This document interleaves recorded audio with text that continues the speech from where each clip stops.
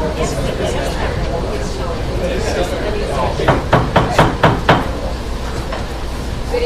and welcome to the Fort Clinton City Council regular meeting of June 13th, 2017. Please stand and join me in reciting the Pledge of Allegiance, the Lord's Prayer, and taking a moment of silence for military veterans and first responders. I pledge allegiance to the flag of the United States of America and to the republic for which it stands, one nation, under God, indivisible, with liberty and justice for all. Father, who art in heaven, hallowed be thy name. Thy kingdom come, thy will be done, on earth as it is in heaven. Give us this day our daily bread, and forgive us our trespasses, as we forgive those who trespass against us. Lead us not into temptation, and deliver us from evil. For thine is the kingdom, the power, and the glory, forever and ever. Amen.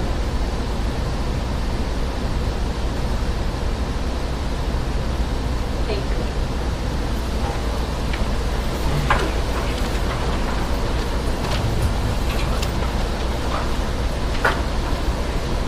Will the clerk please call the roll? Steve Delo, Present. Lisa Sardi, Excuse. Beth Gilman, present. Greg Foley, Roseanne Hickman, present. Margaret Phillips, present. Bill Freeman. Present. Council, you received the meeting minutes dated March 28, 2017, and the April 11, 2017 meeting minutes. Do I have a motion to approve the minutes as written? Mrs. Hickman, thank you. For a second. Ms. Phillips, thank you. All those in favor? The meeting minutes stand approved as written. The chair notes that certification has been received regarding the compliance with the rules and notification of this meeting. This evening, we have several guest speakers, and first will be Mr. Mike Slater of the July 4th Planning Commission. Thank you very much. I'll be brief because I know how much you guys want to get out of here and get outside to cool off. But, you know, I'm going to digress for a moment. Sitting in the back row, I couldn't help think about Pat Heiss. You know, she passed earlier this week. Pat, in my tenure on council, was here just about every council meeting until her health started to fail. And in the conversations I had with her over the years, I think she had been coming to council meetings since before I was born. So she had strong feelings about Port Clinton, and whenever I voted against those feelings, she let me know about it. She was a good lady, and going to be sorely missed in the community, but she is with her son and husband in a much better place. Now, I know we're all still recovering from our food comas, from the Walleye Festival, the fried food and the perch sandwiches and so forth, but believe it or not, 3 weeks from tonight is the 4th of July. And our committee has been working tirelessly year-round to provide a full day's worth of activities. And every one of you in the room should have a handout that I passed out, but I'm going to go over the activities briefly. I'll go in the brief detail, and if you have any questions, please let us know. The day's going to kick off with our annual squirt gun run. Registration will be at 8 a.m. The race, the 5K, will take place at 9. This year, the sponsor is Business Professional Women's. They were gracious enough to step up to the plate and take over that activity. I don't want to throw her under the bus right now, but Roseanne Hickman, do you have any comments on the 5K? We're now working on it. I turned it over to them and let them run with it. Very cool. Very cool. They've got it under control. They've got the control, so. You'll see some more information coming out on that on Facebook and other locations to sign up if you're interested in participating in that 5K event. The newest event this year is our Red, White, and Blu-ray movie marathon. That'll take place at Trinity United Methodist Church in the air-conditioned youth room up on the second floor of Trinity Church. There'll be 4 movies playing throughout the day. We're going to start out the day with Patton at 11 a.m., move over to Glory at 2, 1776 at 4:30, American Graffiti at 7:30. All the movies will be done just in time for the fireworks display later in the evening. There will be popcorn and obviously air-conditioned location for everyone. The Firecracker Cutie Contest is actually being expanded this year. We will still have the cutie portion with the little kids, but we've added a junior miss, a miss, and a Mrs. competition. So just about everybody in this room qualifies if you'd like to participate. The cutie contest is going to be limited to ages 10 and under. The junior miss will be limited to females age 11 to 16 who are single. I have to throw that in there. I don't know why, but I have to throw that in there. The miss category will be 17 to 99 years old, but I think we'll go over that if is needed. Females unmarried, and of course then the misses competition, which will be 18 to 99 and higher. Females who are married. So you'll see the information packet that's passed out, registration forms. Get those into us. We'd love to have you come down and participate in that. That'll also take place at Trinity United Methodist Church. Registration in advance, or we'll begin the day out at 12:15 with the events taking place at 1 o'clock in the chapel at Trinity. About that same time, the ice cream, hot dog, and apple pie social will kick off. That'll run from 3 until 7 at Trinity. That's a very, very popular event. That runs kind of in conjunction with the car show. The car show, again, is going to take up to 1 and 200 blocks of Adams Street. Right now, pre-registrations for the car show are far exceeding what we had last year. We're hoping we're going to have enough space for everybody. It's a free event for both registering and participating. All these things are free. So we encourage you to come down and check out all the neat little cars. It's amazing the craftsmanship of the individuals in Port Clinton and around the community when it comes to their babies, their cars. And don't lean on it. I learned that do not lean on the cars. That is a bad thing. Later in the evening, the festivities will move over to the Waterworks Park area. The family dance party will kick off at 8 a.m. That's sponsored by PortClintonRadio.com. There'll be DJ Vaughn Ryder, former policeman turned DJ, will be spinning the ones and twos in Waterworks Park, leading up to the gala fireworks display, which will take place at 10 o'clock cell phone time. I would encourage everybody to like us on Facebook, Port Clinton Area 4th of July celebration. We'll keep you updated in case there's any weather issues. I would ask, and I know this gentleman will follow me up, please, please, please do not call the police department and ask if the fireworks are going to go on. Go downtown. If everybody's still there, they're going to happen. So please don't call. Do not call the police department. Like us on Facebook. All of these events would not be possible without a committee that works tirelessly year-round. We meet at least once a month. As we get closer, we meet more frequently. That committee is comprised of Debbie Kester, Kenny Holcomb, Heather Isbell, Kim Sedlak, Pam Hatfield, Paula Schenkel, Greg and Carol Fox, Amy and Annie Drummer, Bruce Batchelor Glader, and of course the BPW. And one event I just realized I skipped over is the Voices of Freedom concert. That's a 7 p.m. concert in Trinity Church. These are community members who come together to form a choir once a year. Greg and Carol Fox have been working with these folks for about a month now. They meet every Wednesday evening leading up to the 4th of July. It's a very, very neat performance. Each year they have a different theme that they kind of follow. It'll give you goosebumps by the end of the night. So with that, I thank you. Have a safe 4th of July and enjoy. Thank you.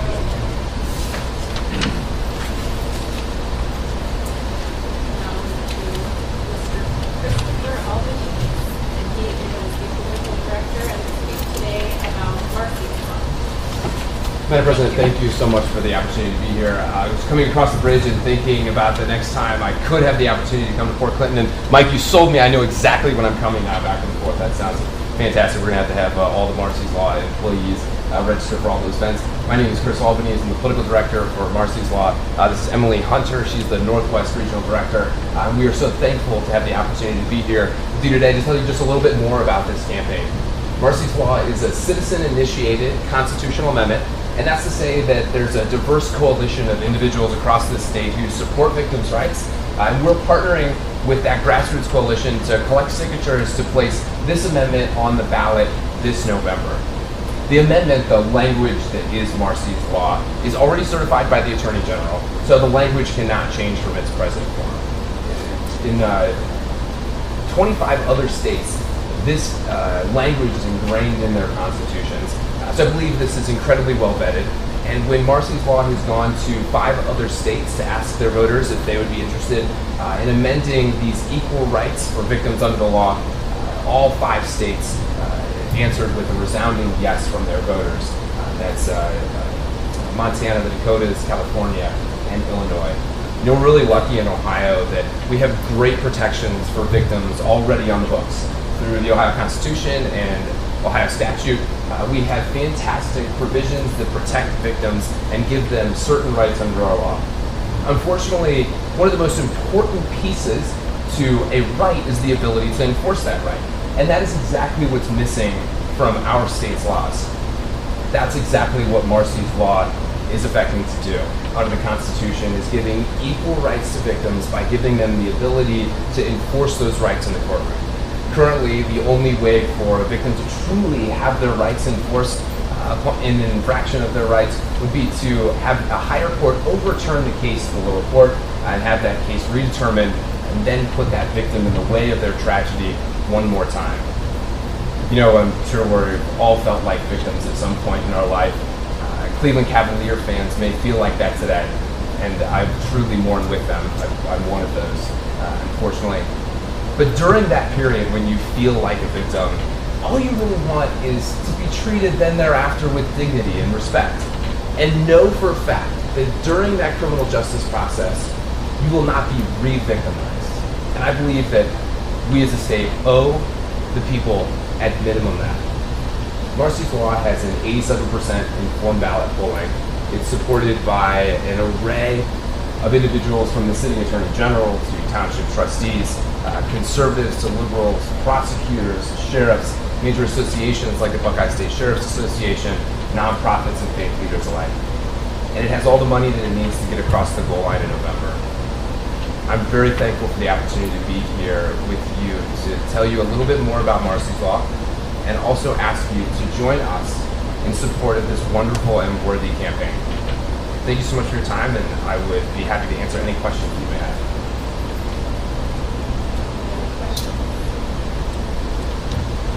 Anyone have any questions? Thank you very much. Absolutely, thank you.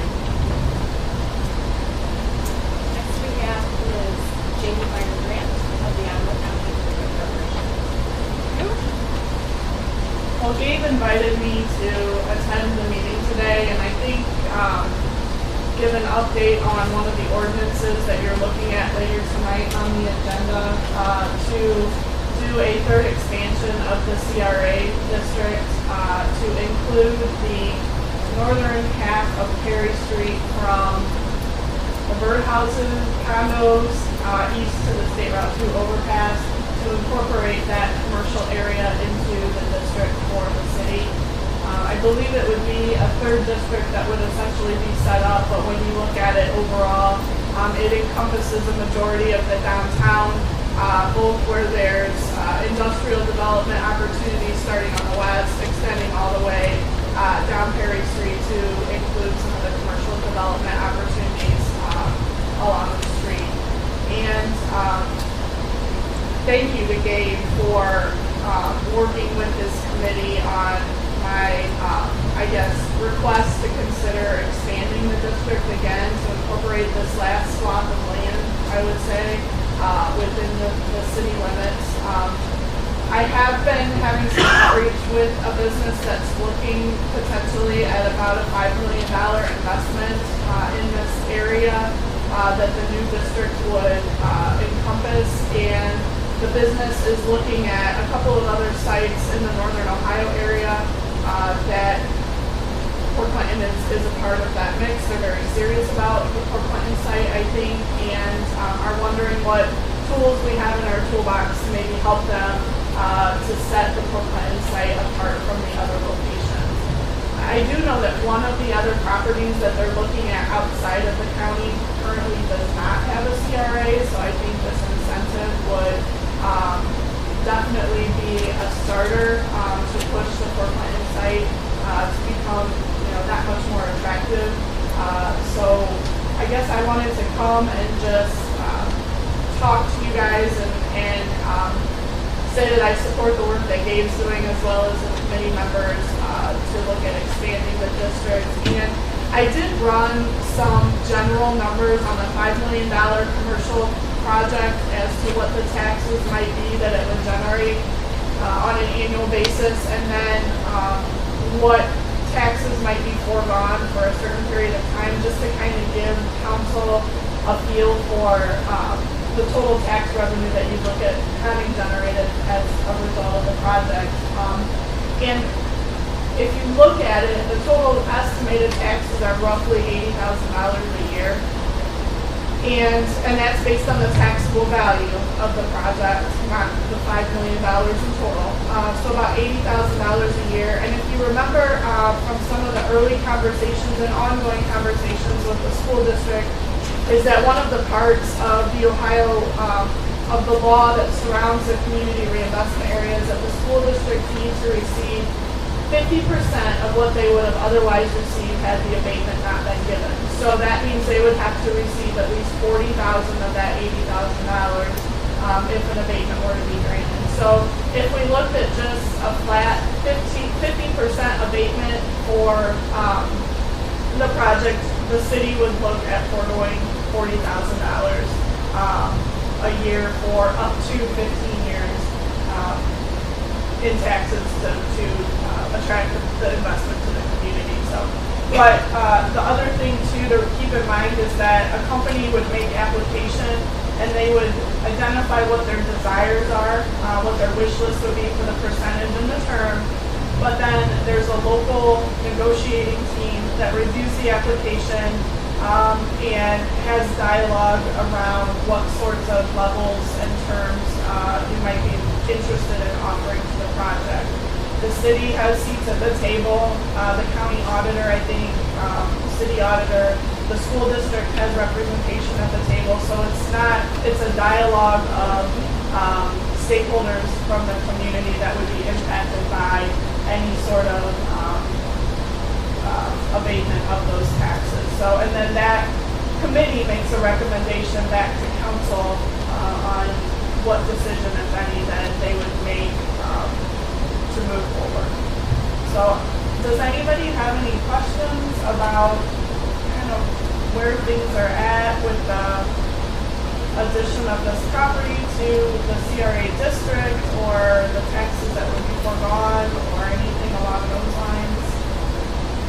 Jamie, Yeah. the figure that you quote, that's the property tax abatement. Correct. So, we'll recall from when we were discussing with the school board months ago now, previous CRA law approved, we get, the city is attached to the county auditor, so the $40,000 impact, say it's 50% fraction, that actually impacts us. What is good about that for the city, other entities might be losers, and I'm aware of that, losers, when it comes to some of the property tax revenue that go to them, but certainly income tax, employees that are working there, individual business owners, that none of that is abated, it's just the property tax. So it's something that we can do to attract business. We have very small impact on our finances through the way it's written. If we improve Right. not the current taxes we're already getting from the property is not affecting it. And in the ordinance, I'll just go, if I can, Madam President, I'll just go through some of this stuff, which maybe we would have talked about later, but since Jamie's here, if there's any additional information or questions that we did. In the ordinance, what makes this one a little bit different, not just the geography that we're talking about, that north shore area, north side of Perry Street, has not been included for a variety of reasons, but this one is only for commercial properties. There's no residential, there's no industrial categories that we've had in previous iterations. So it's only commercial, and it's set to be as aggressive as state law allows. So for remodeling, it would be up to and including 12 years, as long as you're spending $5,000 in eligible expenses on the renovation costs. For new construction, like Jamie said, it could be up to 15 years, up to and including 100% abatement, should those terms be negotiated and approved. So on all these commercial properties, it will be negotiated on a case-by-case basis. Going back a couple months, it's not the case with residential. With residential, new construction, residential, renovation, one to meet all the stipulations and all that. This is very different than that. It's very focused. And so far we haven't had any negative feedback from other stakeholders that we've implemented in the city. And we all know that there's some property spots in there, ones that are vacant right now, and ones that can certainly use some investment. There's mineral supply or development that we do have. I think this one. Any other comments or questions? No. And I do intend to waive the third required reading because of the time sensitivity for the potential investment. And communicated that right to council. I haven't received any questions back, and I'm happy to answer those. You want to play games with the use case number here? May was a long month, as we all know. We all had that week off. We had no activities, so we're not shaving that much time off, but it's still something. We all know that after council approves this, after like I hope it will, there's still a waiting period for posting in the local paper and getting any feedback and waiting for the state ultimately to approve it. But I think what Jamie's learned from her contact is as long as the wheels are in motion, if we do this, we'll be in the best spot to protect that potential. President, I think this is a good idea. It makes sense when I drive past that area in question. I'm thinking something can be done there, and it looks like we have found something to be done. With your help, the CRA is extended to take care of the area. I think it will help be possible. And that includes the area around Buckeye Boulevard as well. So And that one's already that was all already this past included. So yeah, to your point, Councilwoman, you know, that there's a lot of opportunity there. That's Any further questions or comments?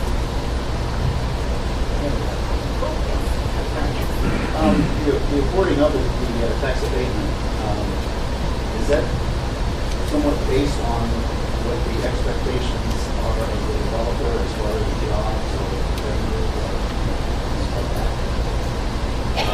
The negotiation council is not intended with their city representation at the table.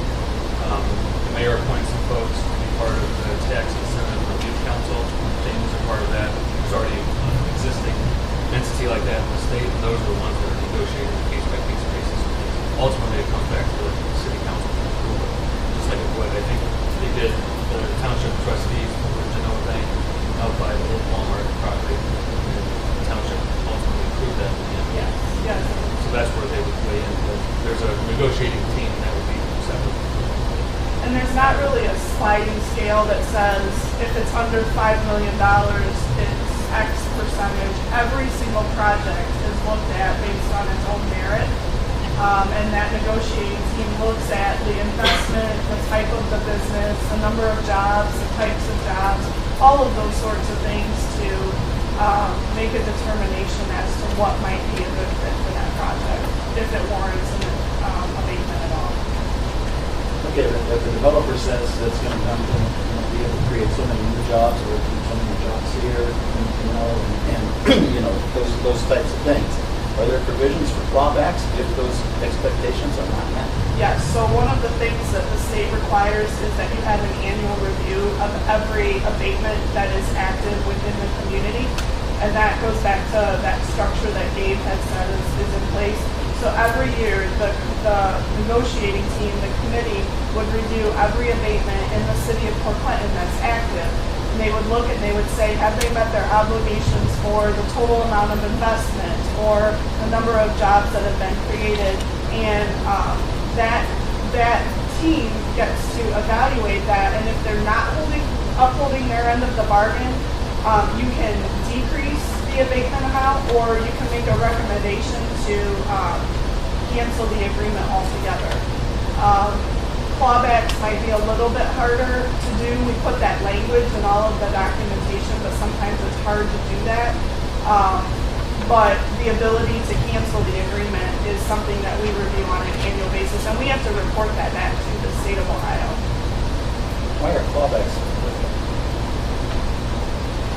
It depends. I mean, sometimes a business will no longer be a business, and so they have no profit, or they declare bankruptcy, and so the legal process or the expenses might be too expensive. You know, you got to weigh the cost benefit of going after those dollars, and in some cases it might not make sense, but in other cases you do reserve the right to claw that incentive back. If they go out of business or bankrupt or whatever, then is tax abatement for that property then? It's negated. Okay. Yeah. And we have, since I've been here, I think we've had about 15 active agreements throughout the entire county. And we haven't had one business that has shortchanged the community on what the investments were that they said. So a lot of times we encourage them to be more conservative in what their figures are going to look at as opposed to maybe more aggressive, so that you underperform and over-deliver, kind of that concept. If they say they're going to create 10 jobs and they create 50 jobs, the abatement won't necessarily go up, but we want to make sure that the expectation of what the investment in job creation is one that's realistic and can be achieved, so that we don't get into those situations. God forbid a developer would overstate their expectations. Thank you, Madam President. The only other thing that I wanted to offer, I know the Energy Special Improvement District was another item on the agenda. I'm sure you would love to have those improvements done ASAP, but I had an email with Teresa at the Toledo Lucas County Port Authority.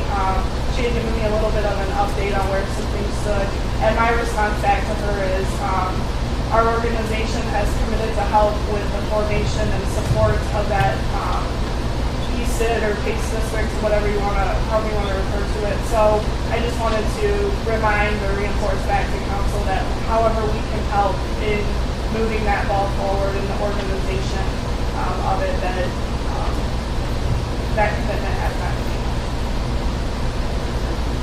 Thank you. Madam President, just one last thing. Just so there's zero confusion in the room, what the geography is. Jamie says North Perry Street. This is the center line of Maple Street, extended from Perry to the lake, east. Nothing else. Thank you. Thanks for your help. Thank you. Right. Thank you to all of the guest speakers this evening for sharing the information that you did. We have no public comment this evening. To the mayor's report. First off, I'd like to introduce Dr. Kevin Francis. He had won the Mayor for a Day at the Kiwanis auction at Portland Yacht Club, so he's been with us all day. And I figured it'd be a good idea for him to do it on a Tuesday, that way he can come to council. With that being said, I'd like to thank the city workers who work in the streets, parks, and cemeteries. We got a lot of great comments this week on the cemeteries and the parks. As you've seen, they're working on Fremont Road. They got Harrison and Fremont done. It's not the best because we don't have a paver, but it's better than the pothole. Again, I want to reiterate, the administration has always had an open door policy. If there's any questions from anyone, they can call us or stop in. We can only give you the answers that we have. I'm not going to. We can't speculate on start dates, stop dates, or anything else because we know what happens if we don't meet them dates. I would also like to announce that yesterday we received notice that we were awarded $2.5 million for the Jefferson Street reconstruction from Small Cities. That is a 95.5% match fund, and that's for fiscal year 2020. And if the funds are available to the state, it could be moved to fiscal year 2019 if the schedule allows. Yesterday, we had a meeting with all the parties concerned on the Madison Street project. To kind of squash a rumor that we lost funding. We have not lost funding. All the parties came to the table, and as of 7:03 last night, the start date will be 6:15. For saw cutting, layout, bypass pump setup, and traffic control devices will be delivered downtown. Excavation will start on 619 near the intersection of Perry and Madison. And the engineering firm and construction firm has agreed to give us updates on the progress of the project. And with that, again, I'd like to, do you have any questions or any comments you want to give? Just like to say thank you for the opportunity. I learned a lot today.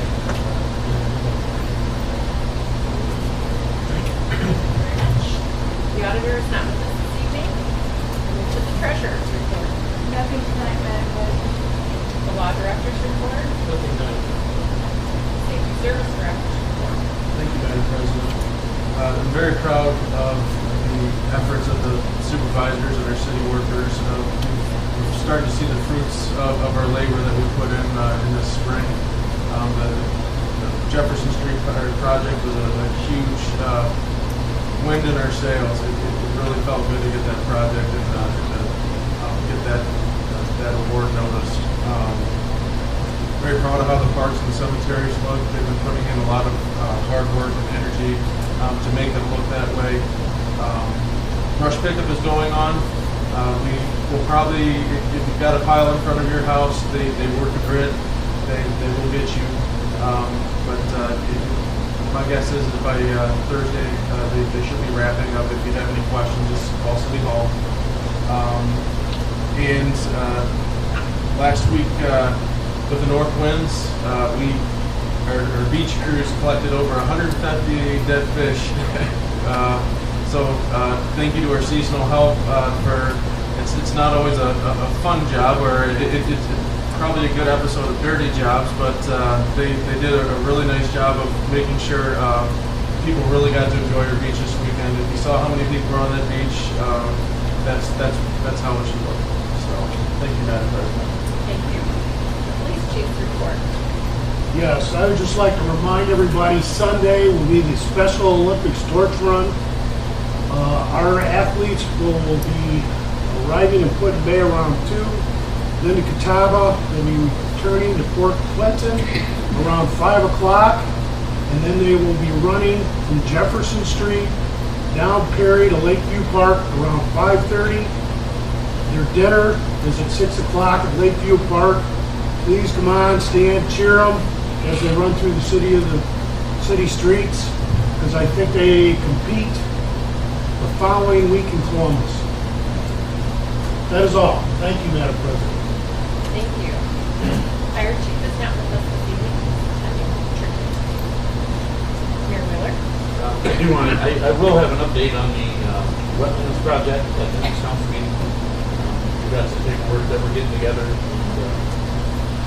we're waiting for the actual paper that says that we've been awarded. We have been awarded it. We haven't got a paper that says that. Oh, and the city park paving project was started. Manholes were set today. They're going to pave. Should be done before the 4th of November. That should be done. Thank you. We'll now move to correspondence. Council, you received the laws, rules, and ordinances meeting minutes dated 5/23/17. And you also received the auditor's month-end reports for period ending 5/31/17. I also received Christmas in July. The Salvation Army is looking for bell ringers. If you are interested, the council is interested, if any citizens are interested, you can call 419-732-2769 and sign up. I have a motion to approve the correspondence and statement. Madam President, I move for acceptance of correspondence. Thank you. Is there a second? Mr. Breeden, thank you.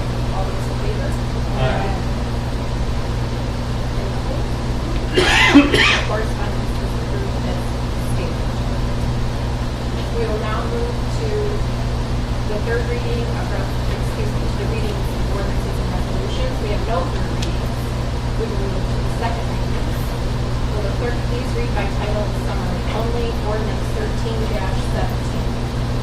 Ordinance 13-17 is ordinance implementing sections 3735.65 through 3735.70 of the Ohio Revised Code, establishing and describing the boundaries of the community reinvestment area in the city of Fort Clinton, Ohio, designating that housing officers to administer the program, and creating a community reinvestment housing council and a tax representative for the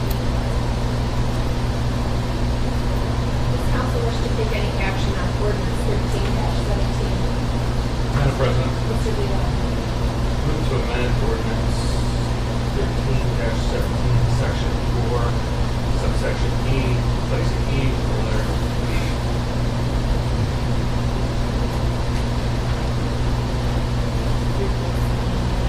Section E, replacing the letter B.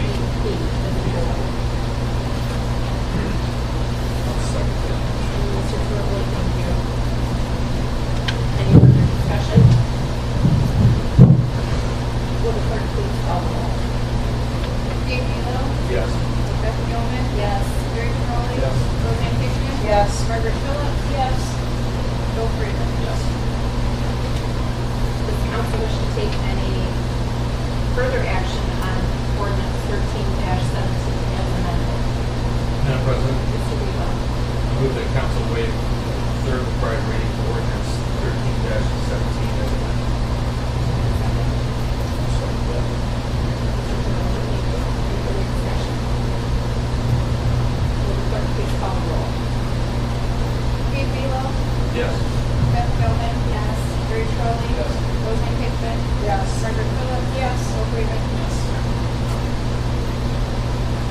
Does council wish to take any further action on ordinance 13-17 as amended? Madam President, Mr. Bealow? move that council adopt ordinance 13-17 as Motion to adopt. Ms. Phillips, thank you. Any further discussion? Will the clerk please call the roll? Steve Belo? Yes. Beth Gilman? Yes. Jerry Crowley? Yes. Roseanne Hickman? Yes. Margaret Phillips? Yes. Bill Freeman? Yes.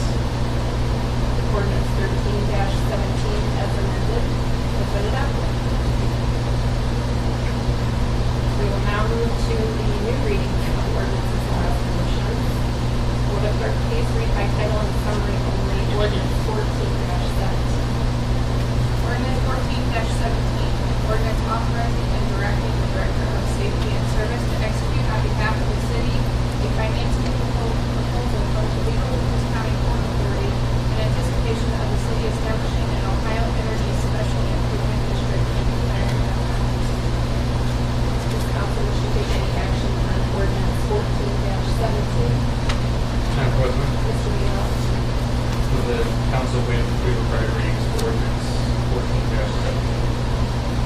A motion to waive the three required readings. Second, Mrs. Campbell. Thank you.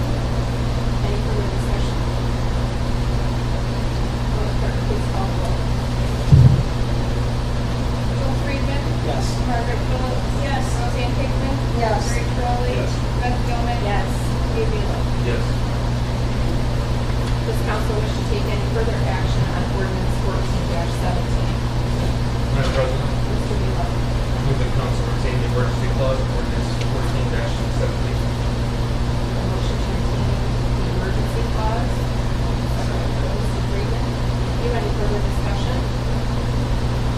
Will the clerk please call the roll? Bill Freeman? Yes. Margaret Phillips? Yes. Roseanne Hickman? Yes. Jerry Crowley? Yes. Beth Gilman? Yes.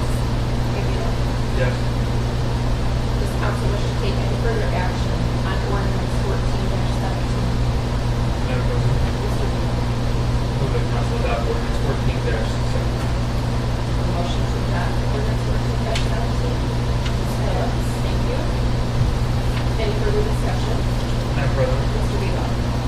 I corresponded with everybody via email before this meeting. There's a different letter here, it's just a different date. It's written to Mr. Johnson instead of the mayor, June 5th, original date.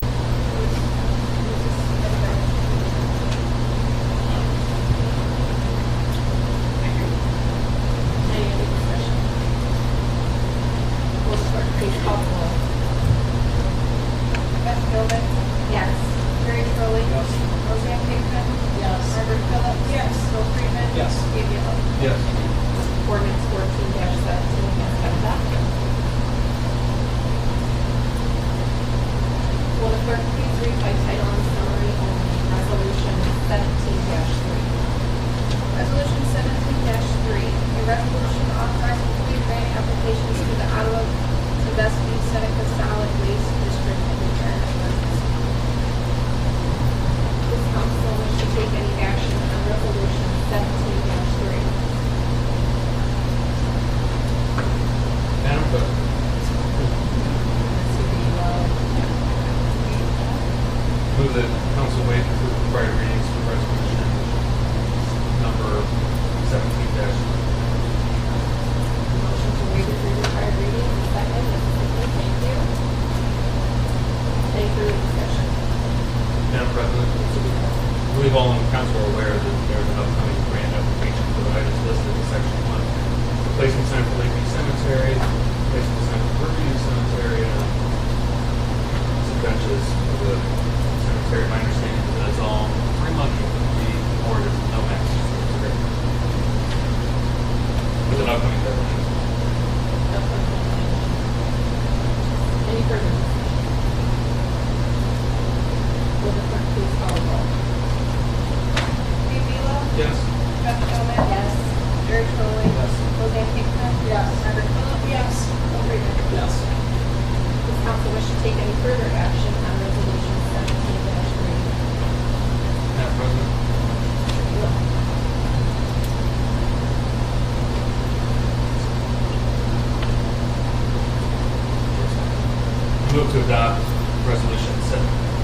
resolution number 17 dash. The motion to adopt resolution 17-3, Ms. Phillips. Thank you.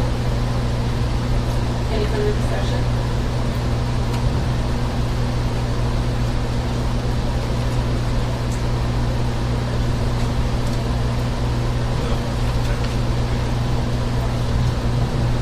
Will the clerk please call the roll? Gabe Velo? Yes. Beth Gilman? Yes. Craig Rowley? Yes. Roseanne Hickman? Yes. Margaret Phillips? Yes. Bill Freeman? Yes. Resolution 17-3 has been adopted. We will now move to business from,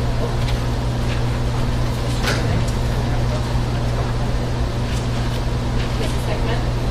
I would just like to also encourage everyone to come out on Sunday for the Special Olympics Stroke Run.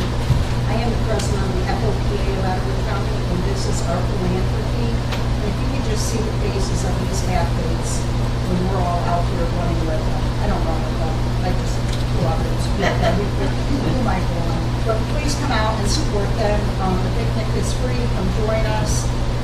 The joy that they have on their faces just when they see the crowds is it's amazing. So I encourage all of you to come out and be part of it.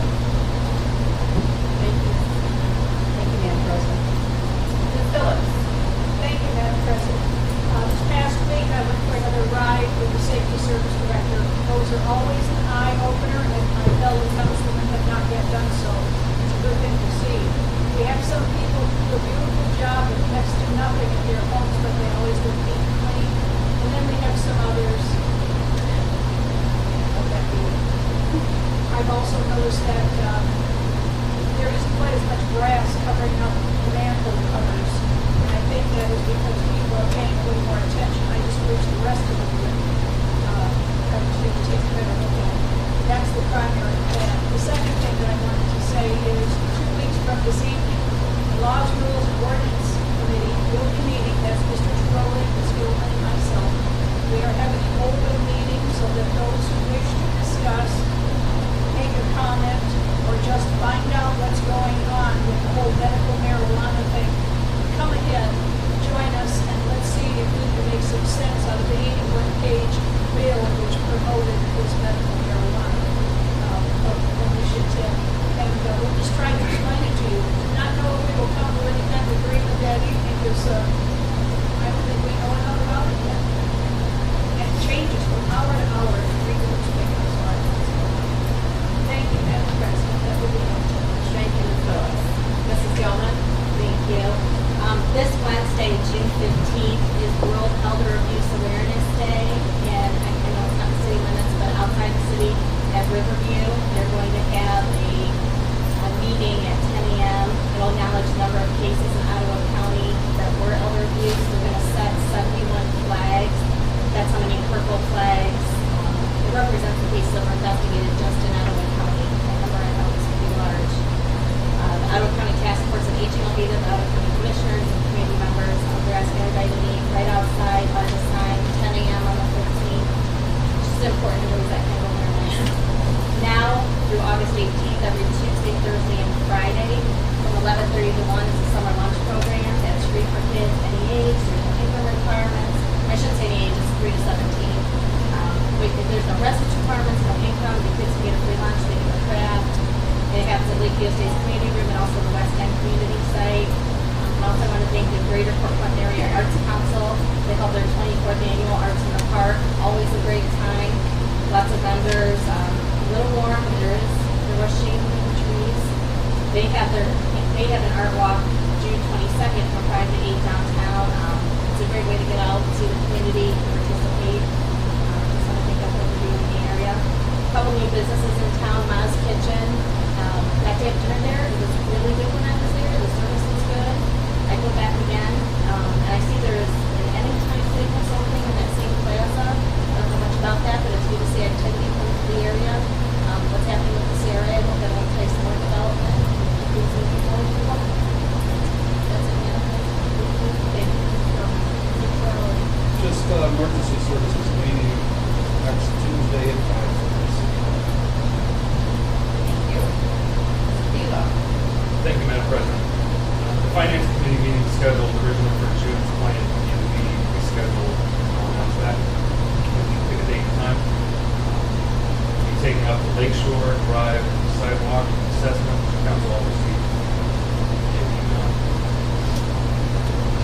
I just want to thank council for appointing Carol Morgan and Mickey Adams to the CRA Housing Council in my absence last month. The last infrastructure committee meeting I attended, we received a briefing from Mr. Peterson regarding Madison Street. And the committee asked several questions about the changes that have taken place between the conceptual plan for downtown revitalization that council approved and the projected finished product of all that we all expect to see down on Madison Street. So we asked about the bump outs, some aesthetic features, number of parking spots, and trees. We haven't yet received those answers. Mr. Johnson, can you take that up with Mr. Peterson? He's going to get that to us so we can understand the decision-making process that brought us to this point. Thank you. And then today we received information about plans by the Ottawa County Land Bank. The city, can the city council receive more information on the city's intentions for the plans for the space, associated costs, and decision-making process that led to this.